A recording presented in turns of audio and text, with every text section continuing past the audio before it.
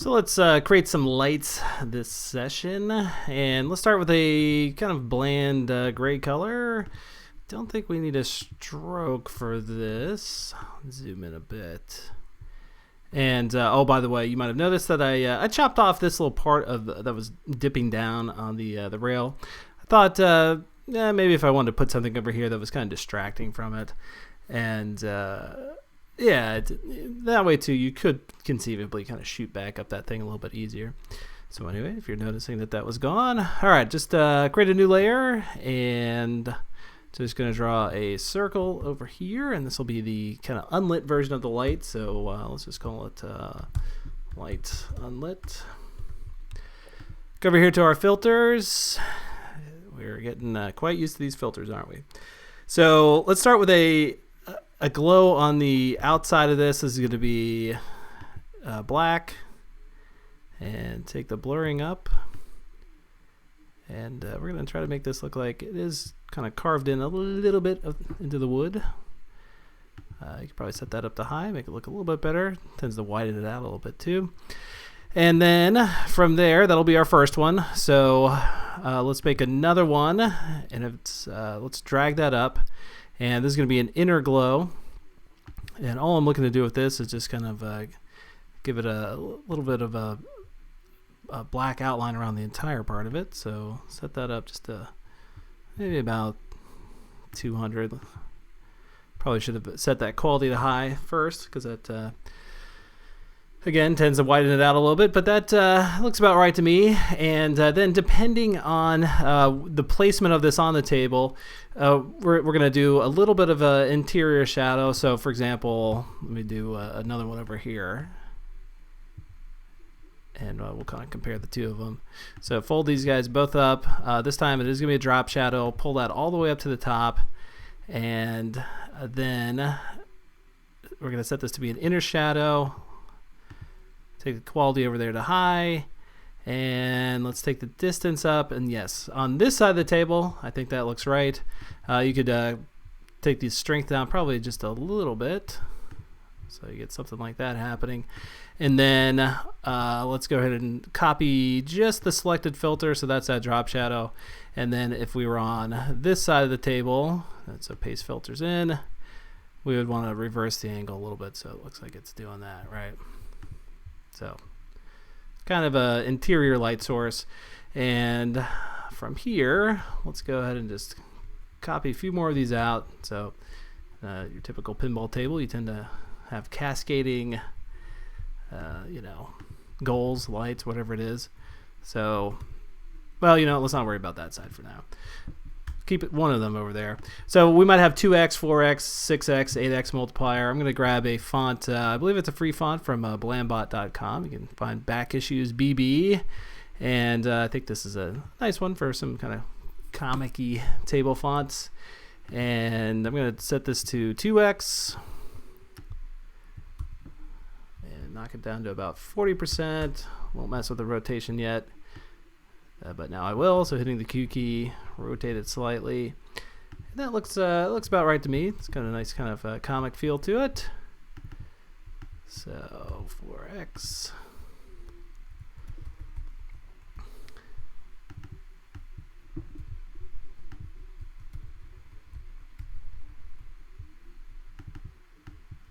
X. And what you'd probably want to do is make a symbol out of the ones that are kind of all unlit. So for example, you'd probably go over here and say 2x unlit. Let me copy that word, unlit. Oops, forgot to paste it in. That's okay. 6x unlit. And then 8x unlit. Gonna be a stickler and redo that one. So 4x unlit, there we go. And then I'd probably duplicate, let's just pick on 4x for example. So we'll duplicate this symbol, so it's gonna be a unique one in the library. So that's now 4x lit. And we'll double click inside of here. So let's make some changes to it. You could probably get away with leaving most of the same filters you have, but just tinting them green. So for example, let's start down the bottom. This one, Let's go with that color green, and let's actually duplicate the bottom artwork too, so like this big circle. So I'm going to duplicate that as well, and we'll just call this light green. That way I can double click inside of here and actually change this color to being kind of like a very hot green, something like that. So pull back out, and that's not looking too bad actually, but let's continue trying to set this even greener. So I'd probably go with some dark greens now, and same thing for that one. And really, depending on the brightness on your computer monitor, that you might not even be seeing much of a difference. Let's take the distance and bring that in just a little bit. I think that's going to look a little bit better. So it's still there, but just not as intense. And yeah, I think that's about right. Let's pull back a little further. That looks good. Oh, and of course the text on the inside we'd want to adjust as well. So take this down, maybe that color green if you want to take a look at so it's 00cc00, oops, or something like that. There. What did I have? There it is. Yeah, it looks a little bit better. And one of the things you can do in the kit is actually you could light up these progressively. So you'd start with 2x, then go to 4x, then 6x, on up to 8x, and of course multiply the score. Let's do something similar over here. Let's just write out the word extra. So again, gotta get these all over here, and the final placement of these we can just change later on. But let's make one example that's lit up. I'm just gonna double click inside of here and grab the 2x out of it. Speaking of 2x, there is if you're using Chrome, a way to speed up these videos. If you were thinking, hey, Justin's moving a little bit too slow, it's called an extension. New thing to me. Somebody pointed it out. I said thanks. Now I can watch myself reteach things faster. And occasionally, that does actually happen. Sometimes I'll have to watch myself reteach a programming tutorial because I forgot how to do stuff. Okay, so I got the word extra out there, and again, let's just, I won't worry about symbolizing all these, but I'll make this one into T-lit. Let's try a nice orange color this time around. So again, duplicate this. We'll call this light orange, and oops, double click inside of here. So we're going to set this to be a nice bright orange color, probably something like that. And let's change the glow. So probably go with, yeah, something like this. Maybe even lean it toward red a little bit. Same thing over here.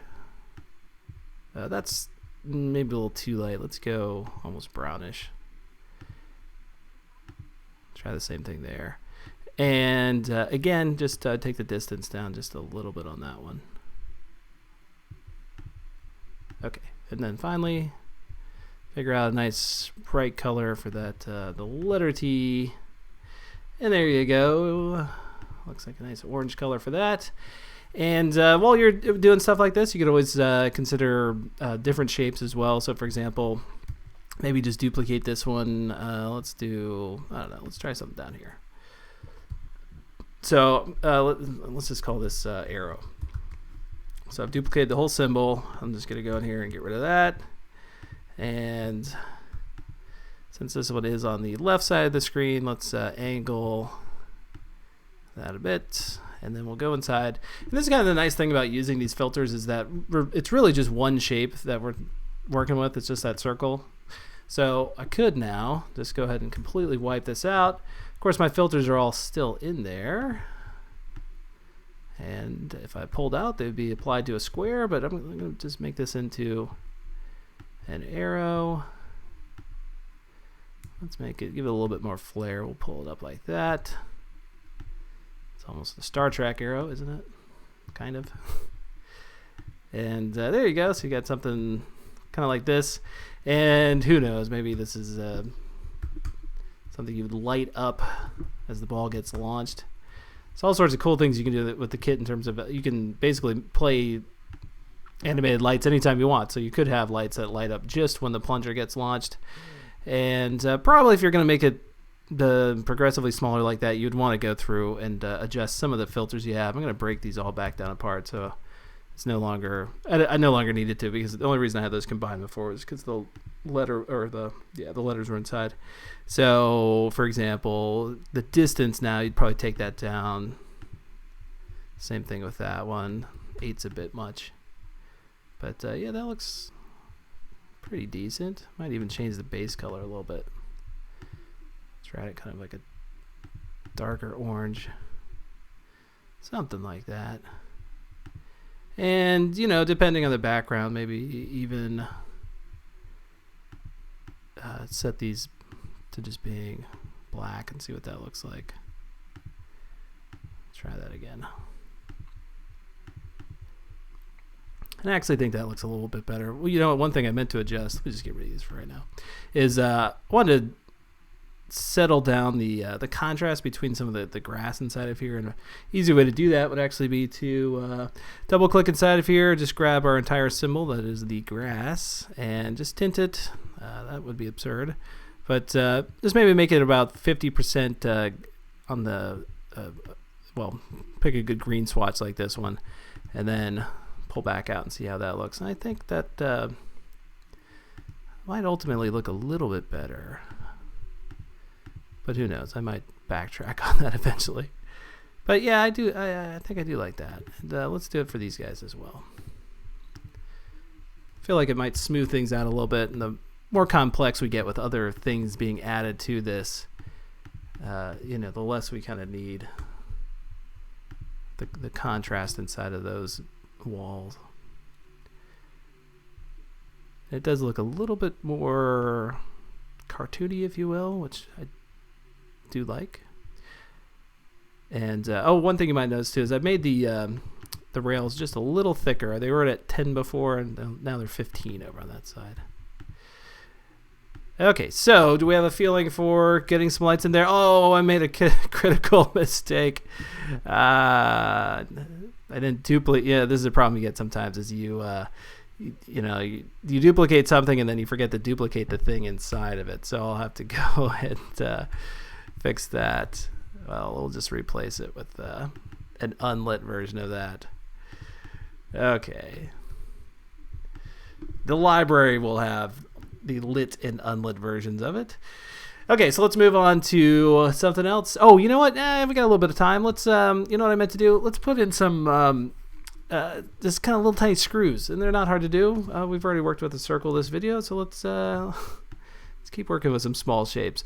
I'll start big and I'll make it small. So here we go. We got a circle. Let's just take any old line, draw through it again, and let's reverse these two colors. So I'll just fill that in. So now we've got what looks like a little, well, not a little, a giant screw. Let's knock it down about 10%.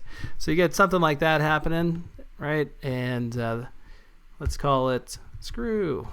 All right, so you could put a bunch of these through here, kind of make it seem like the the table's been actually made, screwed together.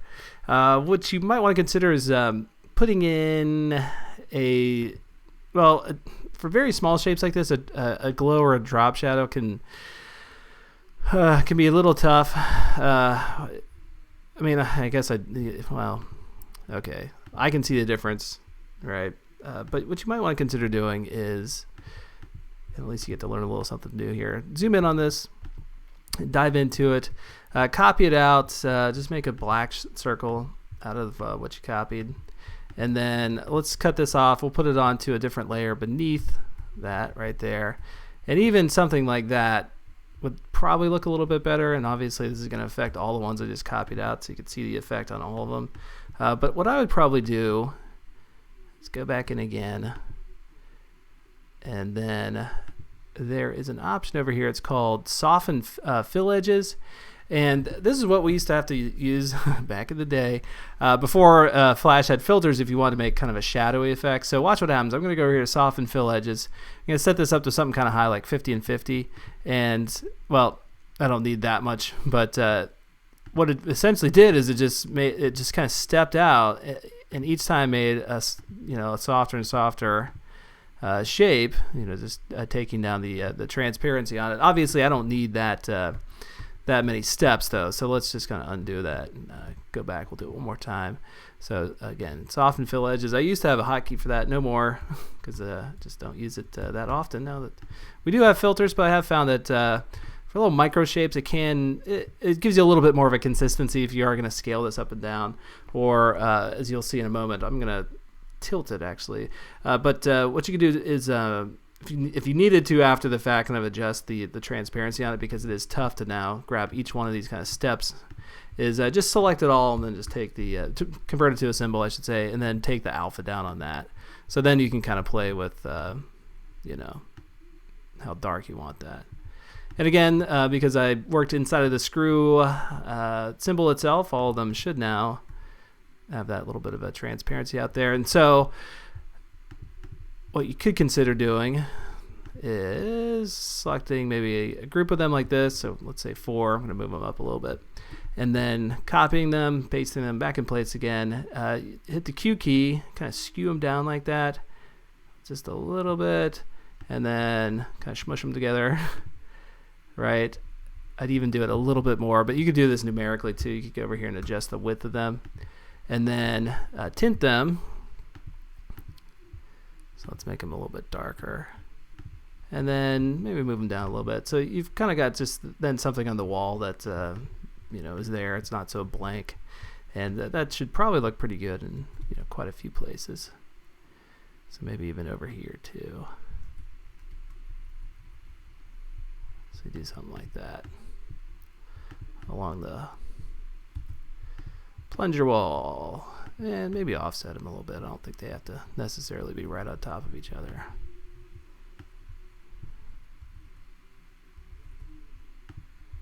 So again, remember, it's try to think the sum of all parts. We're gonna just progressively add more and more to this, and hopefully at the end we got a nice, really finished looking table. So you don't have to watch me copy and paste little screws everywhere, but I'm sure in the next video you'll find that I've added them quite a few more places. Oh, and I meant to also mention too, sorry, last thing, scale and rotate these guys, and then every time you duplicate them, just rotate them a little bit, right? So you go through here, and maybe you have to do it a few times now, but it helps if you do this each time you duplicate it, because then each time you're adding like 40% to what you duplicated last, and then each of them have a little bit of a variance in their rotation, right? So there we go. Looks like it's manufactured a bit. And I'll see you in the next video.